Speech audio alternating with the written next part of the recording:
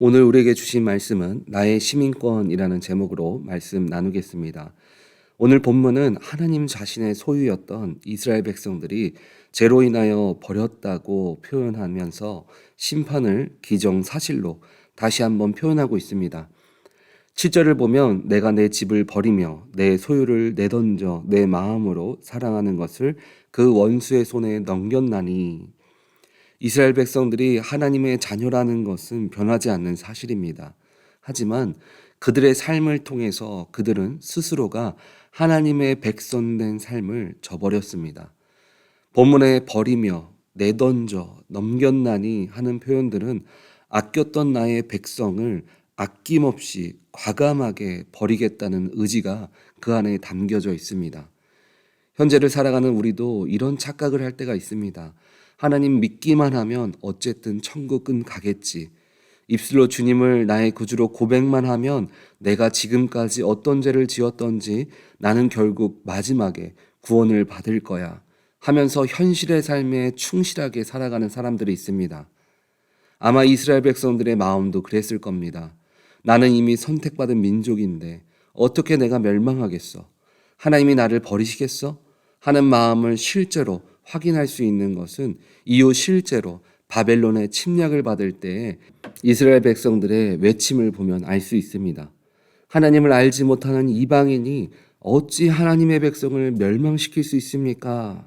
자신의 죄에 대해서는 끝까지 무지하면서 자신이 택함 받은 백성이라는 것은 끝까지 외치는 모습을 볼 수 있습니다. 하나님의 백성으로 자신의 정체성을 끝까지 갖는 것까지는 좋았는데 그 정체성대로 살아가지 못했다는 것이 문제였습니다.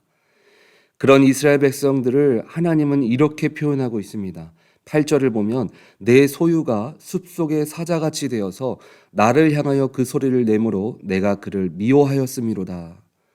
우리는 분명 하나님이 만드시고 이 땅 가운데 살아가도록 인도해 주고 계십니다. 그것을 표현하는 단어가 유대인들을 사자라고 표현하고 있습니다. 하나님은 우리를 이 땅 가운데 하나님의 말씀으로 정복하며 나아가는 사람으로 만드셨습니다. 이스라엘 백성들을 가나안을 정복하는 사자와 같이 만드신 것처럼 말입니다. 남을 다스리고 정복하는 사자가 지금은 어떻습니까? 자신을 그렇게 만들어준 주인이 되시는 주님께 분별 없이 달려들었다는 것입니다. 기도는 하나님께 간절히 구할 때 이루어 주십니다. 그런데 그 기도가 이루어진 것이 중요한 것이 아니라 기도를 통해서 하나님과 관계가 끊어지지 않은 것이 더 중요합니다. 그런데 우리는 기도의 제목들이 이루어지면 어떻게 합니까? 종종 문제를 통해 주님 앞에 간절했던 자신의 모습을 잊어버리고 성공한 기도가 이루어진 현재의 내 모습만을 보고 또 다른 성공을 향해 나아갑니다. 그 모습이 바로 하나님의 소유에 있는 사자가 아니라 주님께 이빨을 드러내는 숲속에 이성이 없는 사자와 같다는 것입니다. 우리가 기억해야 할 것은 우리 인생의 모든 것을 이루어 주시고 주인 된 것은 내가 아니라 바로 주님이시라는 것입니다. 그래서 오늘 본문에 계속 하나님이 안타까운 마음으로 버렸다 하면서 강조하시는 것은 내 집, 내 소유, 내 포도원, 모든 것이 주님의 소유에서 이제는 하나님과 끊어짐으로 더러워진 자신의 소유를 심판으로 정결하게 하기 위해 버리겠다는 것입니다. 우리는 늘 인생 가운데 고민해야 합니다. 나는 주님을 높이는 삶을 살고 있는가? 아니면 나를 통하여 주님의 이름이 더럽혀지고 있지는 않는가? 만약 더럽혀지고 있다면 어쩔 수 없이 하나님은 하나님의 정결함을 보여주기 위해서 우리를 고난과 고통과 시련이라는 이름으로 회복의 길, 주님을 다시 만나는 길을 만드실 수밖에 없다는 것입니다. 그 일을 지금 이스라엘 백성들이 겪고 있습니다. 하지만 우리가 기억해야 할 것은 하나님은 무작정 더러워졌다고 버리는 분이 아니시라는 겁니다. 15절을 보면 내가 그들을 뽑아낸 후에 내가 돌이켜 그들을 불쌍히 여겨서 각 사람을 그들의 기업으로 각 사람을 그 땅으로 다시 인도하리니. 고난이라는 것을 통해서 우리를 정결하게 한 후에 다시 인도하실 것이라고 말씀하고 있습니다. 이스라엘 백성들은 바벨론에 의해서 멸망하고 다시 70년 이후에 포로 생활을 마치고 자신들의 고향으로 거룩함을 입고 새로운 백성으로서 이스라엘 땅에 돌아오게 됩니다. 그리고 우리들에게 심판의 도구로 사용되었던 것들, 악한 이웃이라고 표현한 것들을 어떻게 하십니까? 다 뽑아버리겠다고 말씀하십니다. 원수들을 다 무너뜨리십니다. 이 말은 하나님을 살아 역사하시는 분임을, 그리고 나의 주인 되신 주님이 나를 사랑하시고 절대 주권을 갖고 계신 분이라는 것을 보여주고 있는 것입니다. 소유권을 가진 자의 권한은 세 가지가 있습니다. 첫 번째는 사용할 권한이 있고, 두 번째는 사용해서 수익을 얻는 그런 수익권을 가지고 있습니다. 그리고 마지막은 처분할 권한을 가지고 있습니다. 자신의 물건이기에 자신이 원하는 대로 사용할 수 있습니다.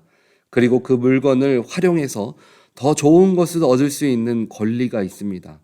그리고 자신의 소유가 망가졌거나 더 이상 필요하지 않는다면 처분할 권리를 가지고 있습니다. 우리들은 모두 주님의 소유 아래 있습니다. 주님이 원하시는 때에 주님이 원하시는 모습으로 우리를 사용하실 수 있습니다. 그래서 세상에서나 교회에서나 주님이 뜻하신 곳에 우리를 사용하실 수 있는 것입니다.